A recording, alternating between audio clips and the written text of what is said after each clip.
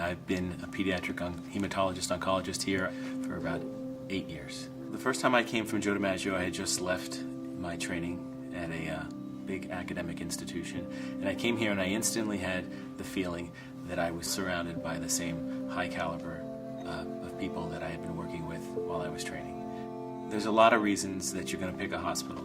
The first reason, the first, second, and third reason is that you're going to get good care, because that's, with all of the things we have here, that's more important than anything. Every time we engage with a new treatment protocol, it's always becoming more and more tailored to the patient's individual disease. And I think that's the direction that pediatric oncology is absolutely going. More targeted therapies, more individual therapies, so that we're not using such a broad approach, but really being able to focus in on the individual patient and their individual disease. First time I met Tyler, actually, he was in the pediatric intensive care unit. It was the day that he was being diagnosed, and we had some testing to do on him. We had to do a bone marrow biopsy.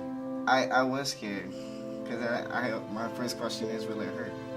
Well, there's only one way to prepare kids, and just to be honest, open, tell them what you're going to do and what you expect. And fortunately, the light at the end of the tunnel is bright. But he kept it real honest, so I appreciated that. He didn't make it all sunshine and rainbows like Lucky Charms, so I knew what I was expecting and could prepare myself for it. I think the experience for Tyler and his family has been one that's evolved. A few years back, it was a really scary one. They came into a hospital thinking that he just wasn't feeling well, and they left with a diagnosis of leukemia, and that's about as scary as it can be for a family. But then the day of the diagnosis, it was a difficult day for me. I would say that was one of the most difficult days that I've ever been through, not knowing and then getting news that you don't really want to hear. So Tyler has a diagnosis called CML, and that's one of the chronic leukemias. It's really usually a leukemia of adulthood.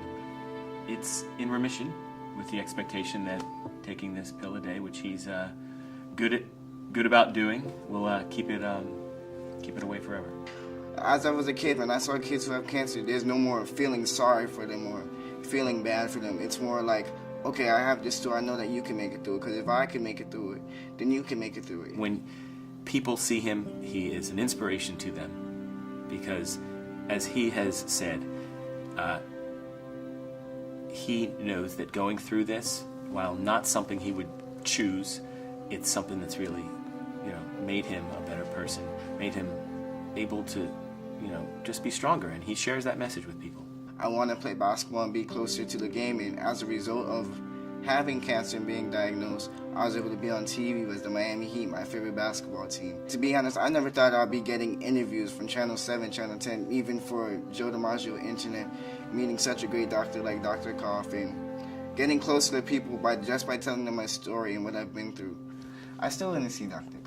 He's like I said, he's like my best friend. And when I step into the office and I look at the list of patients that are coming in for the day, and I see the Tylers on it, I know no matter what's going on during that day, there's going to be a bright spot.